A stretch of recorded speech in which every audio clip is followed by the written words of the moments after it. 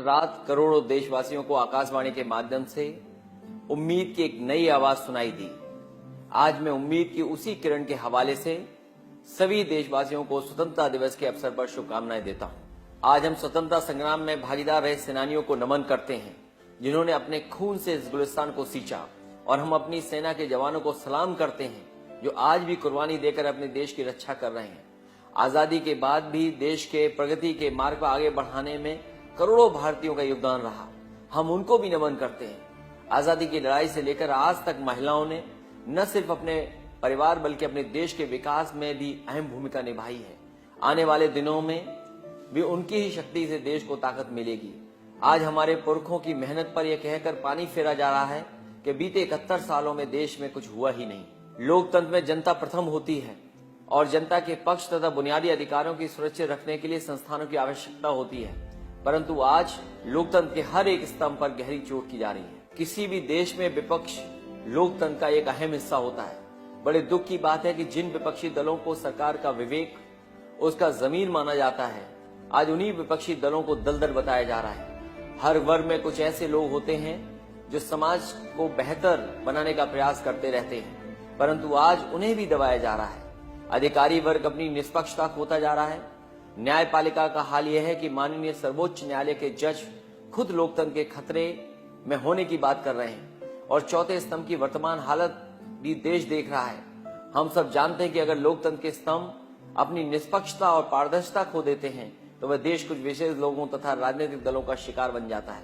माननीय सर्वोच्च न्यायालय के एक पूर्व जज का भी मानना था, जो समाज सतर्क नहीं रहेगा वह अपनी स्वतंत्रता खो देगा। जब तक ये स्तंभ आजाद रहते हैं तब तक लोकतंत्र न केवल सुरक्षित रहता है बल्कि सफलता की ओर तेजी से बढ़ता भी है। आज मीडिया और सोशल मीडिया के माध्यम से इतना शोर मचाया जा रहा है कि हम एक दूसरे से बात करने का ढंग भूल चुके हैं। हम भूल चुके हैं कि सरकार और जनता के बीच का संबंध कैसा होना चाहिए, सरकार के लक्ष्य क्या होने चाहिए, उसकी जिम्मेदारियां क्या होनी चाहिए। हमारा देश विश्व का सबसे बड़ा लोकतंत्र है, जिसका संवैधानिक ढांचा डॉक्टर बाबा साहेब अम्बेडकर जैसे महापुरुषों ने तैयार किया। इस ढांचे की सीमाएं भी तय करनी आवश्यक थी, क्योंकि बिना किसी सीमा के लोकतंत्र भीड़तंत्र में भी परिवर्तित हो सकता है। मैं समझता हूं कि विकास केवल तभी संभव है जब लोगों को सुरक्षा, शिक्षा और चिकित्सा की चिंता न हो।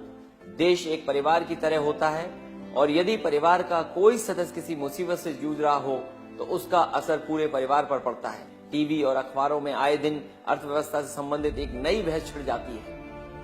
आंकड़ों के जरिए ये साबित करने की कोशिश की जा रही है कि भारत प्रगति की ओर बढ़ रहा है, लेकिन अगर सच्चाई मालूम करनी हो तो आप किसानों का दुख सुनिए, मजदूरों का दर्द समझिए और गरीबों से पूछिए कि अर्थव्यवस्था में क्या बदलाव आया है। मध्यम वर्ग के लोगों से पूछिए कि महंगाई के चलते उन्हें कैसे पैसे बचाने पड़ रहे हैं। छोटे व्यापारियों के खाते देखिए, वे आंकड़े क्या बताते हैं, तथा कथित आर्थिक सुधार का असर हर वर्ग पर पड़ रहा है। कृषि से लेकर उद्योग तक सारे क्षेत्र कठिनाइयों का सामना कर रहे हैं। भारत के डीएनए में विकास है, लेकिन इस डीएनए के साथ खिलवाड़ किया जा रहा है, ठीक उसी तरह जैसे हमारे किसानों के देसी बीज को मॉडिफाई किया जा रहा है। अगर सामाजिक अस्थिरता बढ़ती जाएगी तो आर्थिक स्थिरता असंभव है। लोकतंत्र में अलग अलग विचारधाराएं एक साथ रह सकती हैं, यही इसकी खूबसूरती है, लेकिन आज वैचारिक असहमति रखने वाले हर भारतीय को देशद्रोही घोषित कर दिया जा रहा है। जिन्हें विश्व नोबेल प्राइज से नवाज रहा है, उन पर भी उंगलियां उठाई जा रही हैं। मैं ऐसी मानसिकता रखने वालों का ध्यान श्रीमद् भगवद गीता की ओर ले जाना चाहूंगा। 6 अध्याय के 32वें श्लोक में भगवान श्री कृष्ण ने भी उसे असली योगी माना है, जो बिना किसी भेदभाव के सभी को समानता की दृष्टि से देखे, जो औरों के सुख को अपना सुख और उनके दुख को अपना दुख समझे। लोहिया जी भी कहते थे कि समता जीवन का उतना ही अहम लक्ष्य है जितना सत्य को खोजना, लेकिन आज धर्म, जाति और प्रांत के नाम पर देशवासियों को बांटकर उसके बीच नफरत का बीज बोया जा रहा है। कुछ लोग चाहते हैं कि हमारे गुलिस्तान में केवल एक ही रंग का फूल खिले, लेकिन आप और हम जानते हैं कि बागों की सुंदरता अपने फूलों की विविधता से मिलती है। अगर किसी चित्रकार को एक ही रंग दे दिया जाए तो वह कैसा चित्र बनाएगा? आप खुद सोचिए, क्या आपकी माँ ने कभी आपको अपने प्रति प्रेम व्यक्त करने का तरीका सिखाया? हर बच्चा अपने अनोखे अंदाज में अपनी माँ से प्रेम करता है। ठीक इसी तरह देश के हर समुदाय के लोग अपने अपने ढंग से राष्ट्रवाद का प्रमाण देते हैं। 2020 तक भारत विश्व का सबसे युवा देश बन जाएगा, लेकिन जिस देश के अन्नदाता किसान आत्महत्या कर रहे हों, उस देश की आने वाली पीढ़ी का भविष्य कैसा होगा? इस बात का क्या भरोसा है कि उन्हें एक सुरक्षित तथा गतिशील माहौल मिलेगा? 2019 में 1.25 करोड़ युवा पहली बार मतदान करेंगे। इनके लिए क्या व्यवस्थाएं तैयार की जा रही हैं? बढ़ती बेरोजगारी से देश के युवा बेचैन हैं, लेकिन इससे निपटने की बजाय सरकार नफरत की आग लगाई जा रही है ताकि असली मुद्दे उसमें जलकर राख हो जाएं। आज गरीब अपने छोटे छोटे खेत बेचकर प्राइवेट इलाज करवा रहे हैं। सरकारी अस्पताल उन्हें सुविधाएं दे पाने में असमर्थ क्यों हैं? लोग गांव छोड़कर शहर जा रहे हैं, जिसमें शहरों पर दबाव बढ़ता जा रहा है। हमारे देश की आबादी के 70% से ज्यादा लोग गांव में रहते हैं।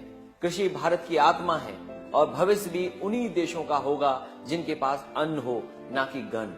स्मार्ट सिटी का सपना भी स्मार्ट विलेज के बिना अधूरा ही रहेगा। किसान, विज्ञान और नौजवानों की समस्याएं दफ्तर में धूल चाट रही हैं और वादों से न तो किसी का पेट भर रहा है और न किसी की प्यास बुझ रही है।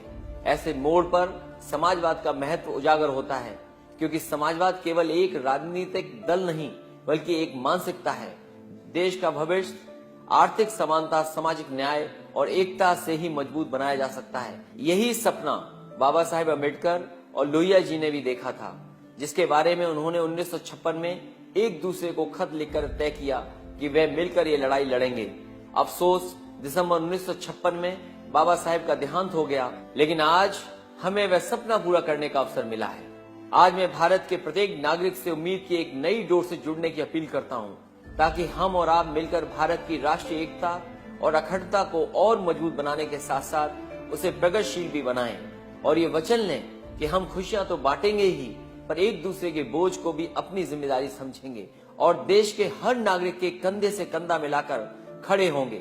इस कारवां में सबसे पीछे चलने वालों का भी हौसला बढ़ाएंगे और जरूरत पड़े तो उनको अपने पीठ पर लेकर आगे बढ़ते चलेंगे। जय समाजवाद, जय हिंद।